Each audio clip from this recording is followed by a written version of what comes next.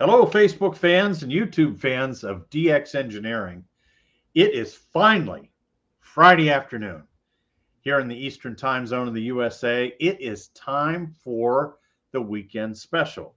This is a show that you never know what you're going to get. It's sort of like Seinfeld. It's a show about nothing. And today I'm we here have for it. Josh KI6NAZ from Ham Radio Crash Course and Ham Nation. Josh, hello, Josh. Hey, thank you, Tim, so much for inviting me on here. I'm looking forward to talking about whatever. Yeah, well, let's talk about Ham Radio Crash Course. Yeah, Tell us about HRCC, Josh. man, what there's so many things to say. What started out as a simple YouTube video or YouTube channel has kind of grown into Facebook groups and Discord servers and all the crazy stuff. Podcasts now, we've got a podcast.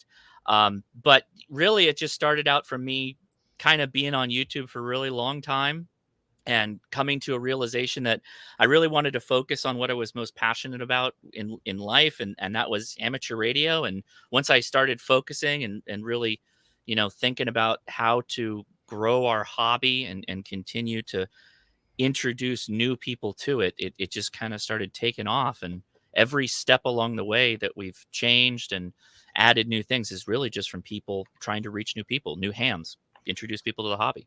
So, Josh, let's talk about the various, what can I expect if I go to your YouTube channel? Oh, great question. So generally two things. Live streams, kind of like what we're doing right now in the form of, 60-minute or so episodes. I like to keep them topic based. I like to have a theme, something that we're trying to do, a project. Like last week, we built the QRP Labs QDX, little tiny, digital QRP radio, and then we tested it live. We'll have people on as an interview, but generally there's a topic associated with it. Like Sean Kutzko's been on a couple of times to talk about satellites, K6 ARK about SOTA and his antenna systems. And then I have a weekly, what I would call traditional short form YouTube videos that are between 10 and 20 minutes. And those are very focused on like a radio review or a how-to or something that I'm doing that is not live. So it's its own kind of standalone video. So what's the viewership like? I mean, how many people are involved and how many people have gotten their license because of you or upgraded? So the last, I'll take the latter first. It's really tough to identify if I have, I know I have helped some people get their license and at least introduce them and kind of encourage them, but I don't know how many is just because of me. I like to view what I do is just kind of opening the door for people. And then we've got, hamstudy.org and Gordon West and all the many people who make better material than I do. I can't really put a number on how many people I've brought to the hobby or got their license. With that said, as far as viewership, usually in the order of like 500,000 views a month. And I'm right now 250 something thousand subscribers. So pretty big as far as our community is concerned, our niche of amateur radio. It's probably one of the larger ones. And that will change, depending on the month and depending on what the topics of the videos are and that kind of stuff. Right. And so do you see my screen, Josh? I do. Yes.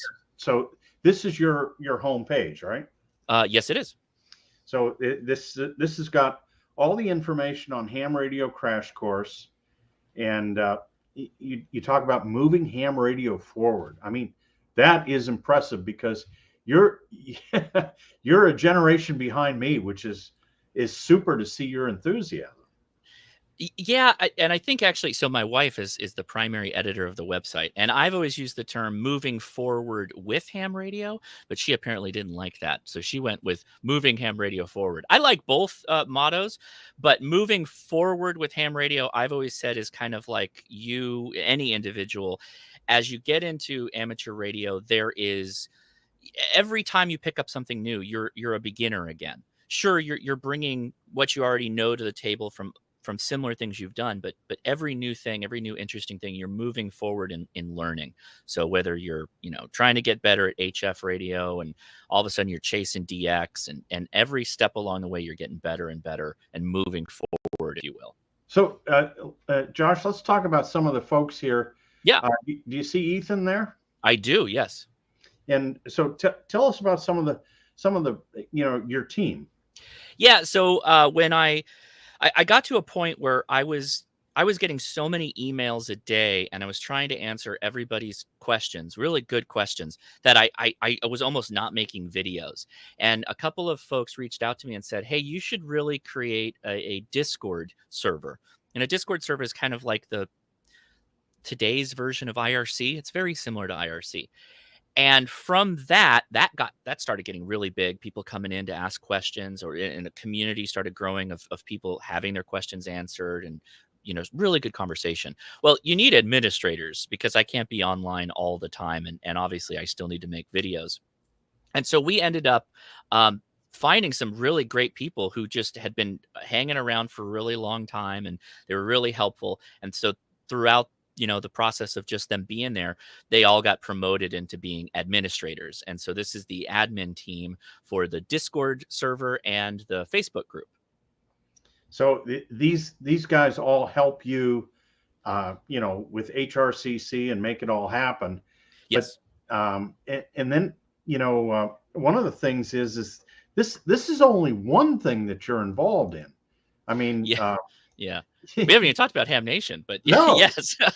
Yes. We haven't talked about Hamnation, which is a huge deal. And so why don't you talk about Hamnation a little bit? Yeah, so I was just humbled that Ray Novak, whom I've talked with for a long time now, kind of put me in contact with Bob, and it was about the time where they were hearing, with all the things going on with Twit, that they were going to be kind of letting Hamnation go, and they were kind of looking for a new home. And I was a young ham growing up, watching Hamnation on Twit, and I thought it was just a resource and a great group of people that I couldn't let go. I didn't want that to stop. And so I said, hey, I'll do my best and offer to keep it going to the best of my ability if you're all willing to try it. And so that led to us now going to 2 times a month. We can't do it every month. That's just, I don't think anybody has the time for that right now. But I do it from, my home, just like I do all my YouTube stuff, like my live streams, and just trying to keep that going as best as possible, because it's its own special, unique kind of thing as far as showing passion in the hobby, interesting things in the hobby, news in the hobby, and all the stuff that you expect in Hamnation. So just doing the best I can to keep it going forward. Well, that certainly, I watched Wednesday night, and it was great to see Bob and Val. Some of the original group is still hanging around. Yeah, we'll take Bob anytime we can get him. Bob, one of his big things is that he really loves doing the talks with clubs. I think you heard him. I think he was well over into the hundreds when he was talking about, club talks he's been doing for the year. That's what he's been up to.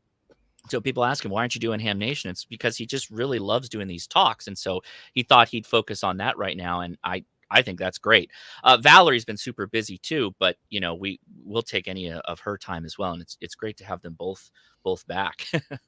So Josh, let's talk. Do you see your QRZ page here? Yes, I do. Okay. So let's talk about your QRZ page. We did it.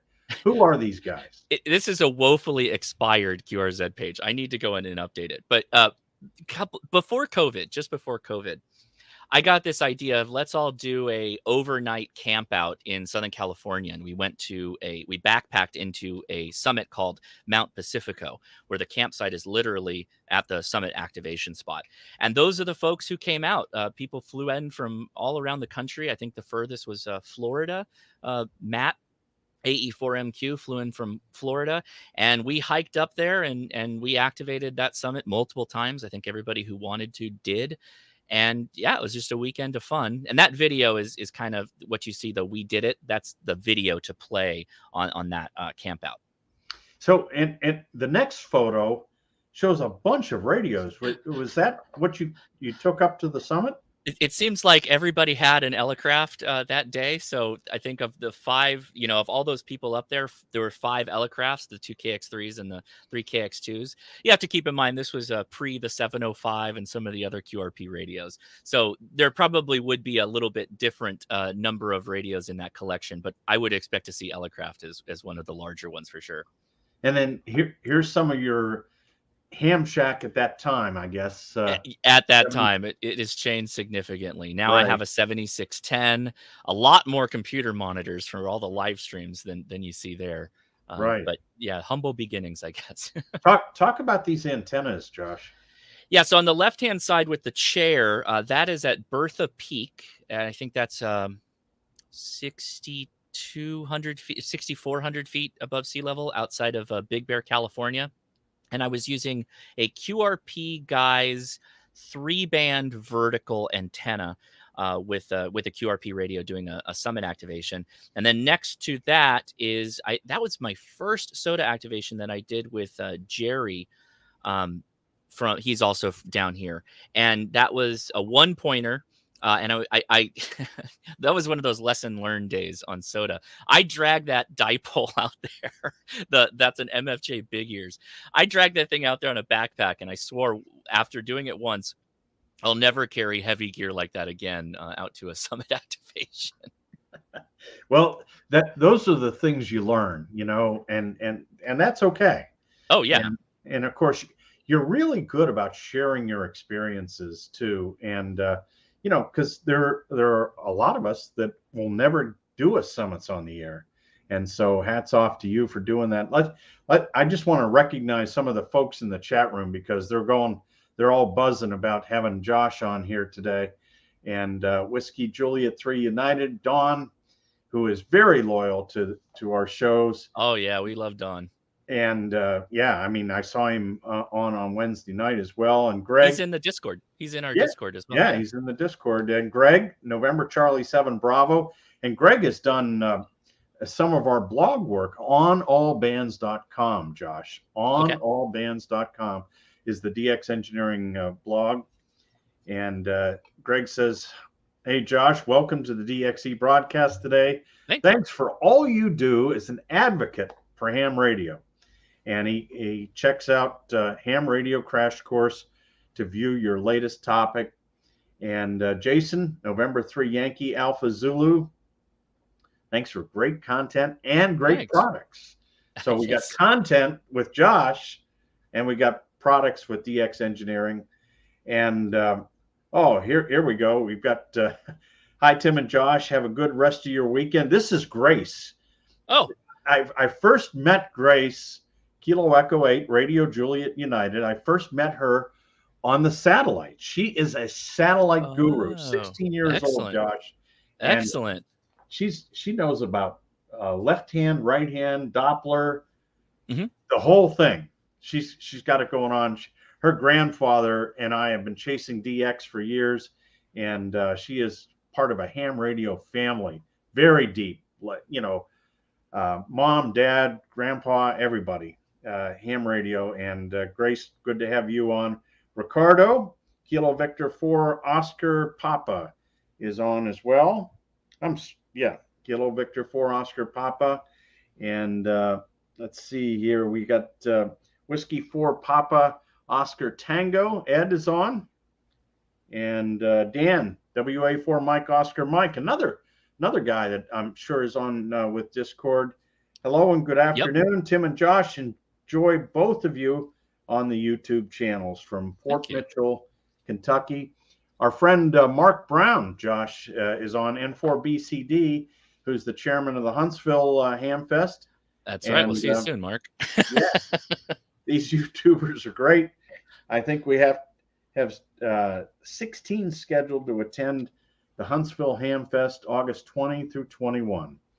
And Daniel, W3 Fox Echo Whiskey, Daniel is a member of our local radio club here, and he's very enthusiastic. His kids are getting involved in ham radio as well. Daniel says Josh's enthusiasm and breadth of content was a key part of me becoming a ham. See, that's the thing, Josh. You didn't even know that.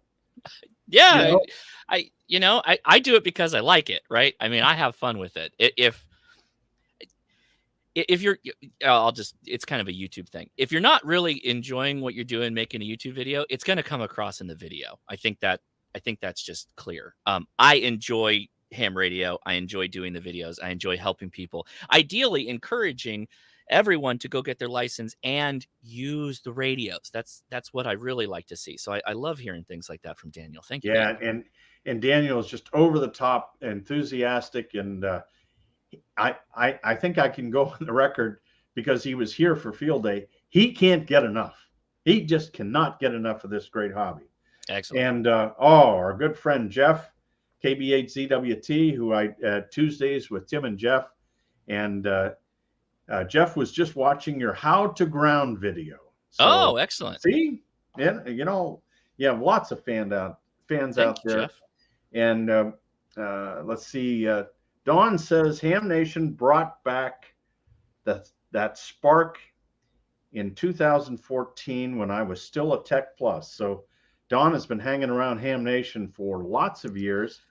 Yep. And let's see, we've got 45 Auto. I'm just baffled that Josh does all that he does and still keeps a day job.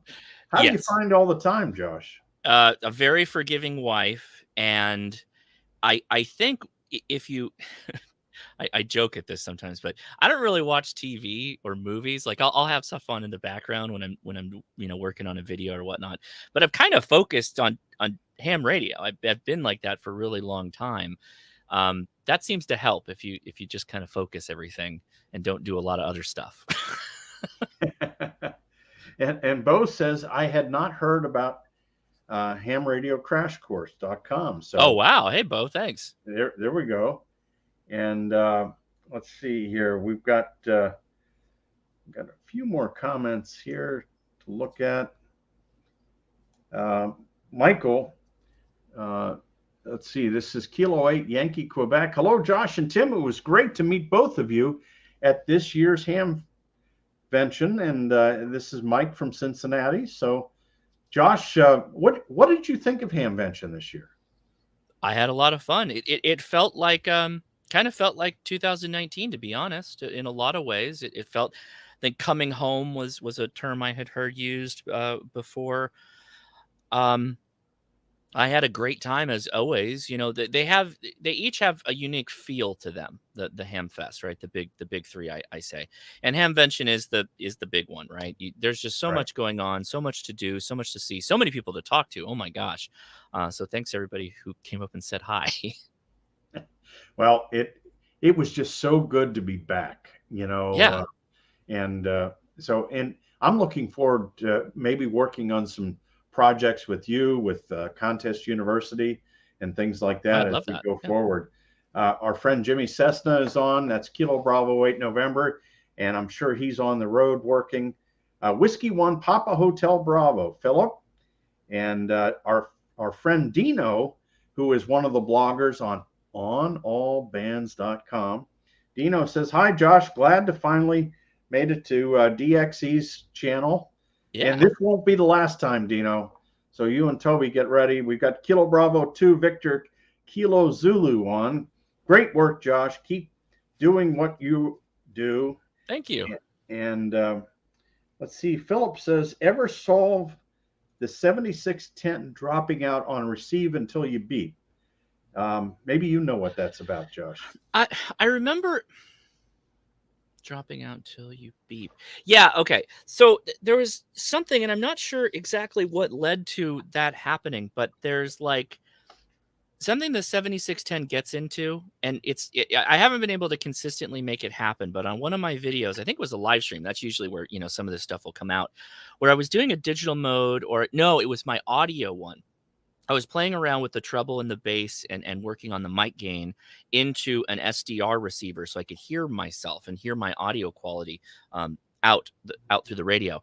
And it got into some weird, it was almost like the radio had deafened itself until there was something, either a button that you'd press on the radio or something along those lines, and then it would kick back in.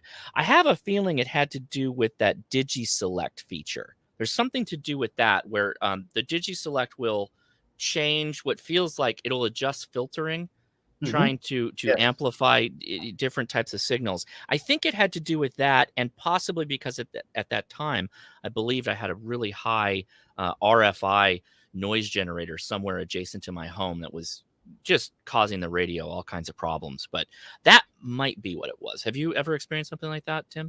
Yeah, I am a big fan of Digicel because that provides some input filtering in the front end. But I also know that when you get to the band edge, so you're going up to 7,300, which is the end of the 40-meter band, you'll get a beep, and the receive might drop off because that you're out of the band. And so those beeps are intentional from ICOM to keep you from operating outside the band. And of course, the radio won't transmit there as well. Right. So that's interesting. That's what he could have meant. Yeah, it could have been that. We've got Jerry on Kilo Delta 8 United Whiskey Fox. I love ham radio crash course. Thank you. I get lots of good answers. And let's see, we got Kilo 4 Yankee Juliet. Dwight is on. And let's see, Mark says, well, they did post the link to the stream from Discord. Yeah, so that's where people are hopping in. We posted it on Discord, I think. Right. I see my buddy Scott in there, Ham Radio for Non-Techies too on YouTube. Hi, Scott. How's it going? Yeah. And Alpha Echo 9 X-Ray Tango. Hi, Josh. What's your preferred beer for soda and POTA activations? Come on. Those are two separate questions because I seldom will carry extra weight to a soda activation. I'll have water. I won't generally bring any kind of adult beverage with me because that's just extra weight, right? And you got to carry that. For a POTA though, if I'm like camping out and I'm with my family and I'm going to be there for a while, I don't know. I kind of like IPAs in the day for a nice, summer camping, and maybe a stout or a porter at night. There you go. Let's see. We've got Whiskey Oscar 8 United Sierra Alpha. That's a great call sign. It says amazing breadth of topics and content and entertainment. Put it in the big screen at night, better than TV. There you go. And thank you. Our good friend Mike Murphy, Kilo India 8 Radio, is on. He got to meet Josh at 4 Days in May, which is a really great event. FDIM, and Mike is going to be a special co-host with me on Tuesday. Next Tuesday, he's going to sit in for Jeff. And Mike is part of the DX Engineering sales and technical team, Josh. So what did you think of FDIM? I think that I need to spend more time there next year. I spent a lot of time at Hamvention. I feel like I saw, pretty much everything, got to talk to everybody I wanted to. But I'll tell you what, the 2 nights that I went to the vendor night for FDIM, and it was like the competition night where, people had homebrew kits that they brought in. I loved it. I loved the 4 Days in May. I definitely want to spend some more time there next year. It's a bit different though, because it's kind of like just all day talks, right? You generally go sit in the room and there's a lot of presentations and whatnot. So I'll have to figure out how to make that fit. But I loved it. I thought it was great. Yeah, and DX Engineering was there the entire time. I know John KJ3X, who is our Parks on the Air soda guy as well, and he was there representing DXE. So we're a big supporter there as well. And Jody, Kilo Bravo 4 Oscar Victor Papa, hello from Tampa. Always great info from both DX Engineering and Ham Radio Crash Course. Thank you both for all you do for the hobby. And Dawn says, have something in common with Josh, that I only watch local news on TV anymore. Spend most of my time on YouTube and on the ham radio channels. And, yeah, it's interesting how YouTube and some of those streaming services are starting to kind of take viewership away from local news and cable television and all that stuff. I think, I think that's pretty good. Well, and you can always turn on, you turn on the radio and there's no bad news on ham radio. That's right. That's right. Other than maybe bad weather that you can expect coming your way, right? That's right. We've got Whiskey Delta 8 November, Victor November. Robert is on from Ohio. And let's see. We've got Mark. His IC 7300 will beep at the band edge too, if I remember right. Yes, it will. Absolutely. It lets you know. And Philip, Whiskey 1 Papa Hotel Bravo on SSB, it begins to mute the receive until you give it some audio input on 7610. Yeah, I think that's what we were referring to with the when I was playing around with the microphone on that live stream, my mic settings. I'm not. I think it might be the Digi Select. I think, and if you don't have an incoming signal, it will fairly drop down that front end. Yep. And Dawn says, ham radio crash course, Josh. You have been an awesome inspiration, and kudos to Leah for all she does to support you. Look at that. Thank you. Thank you. She deserves a lot of credit. There you go. And watching from Utah, it's Bob, Kilo 7 Bravo Whiskey Charlie. And from Brazil, it's Papa Yankee 4 Mike Alpha Bravo. And from Ireland, it's Echo India 3 India Echo Bravo. So always nice to have Sid on with us. Josh, this has been a lot of fun. We could go on for hours. You know that. Yes, I know sir. You're a busy guy. Thanks so much for coming on today. Thank you. Thank you. And we will do this again soon. And I think there's a lot of projects that you and I can get involved with in our future, and that'll be fun too. But the main thing that Josh has pointed out today, and you hear me talk about this all the time, ham radio is the best hobby in the world. There's no doubt about that. 100%. And so it's the weekend. So get on the air, have some fun, meet some new friends, and we'll see you back here with KI8R on Tuesday with Tuesdays with Tim and Jeff. Until then, 73 from DX Engineering. Thanks, everybody.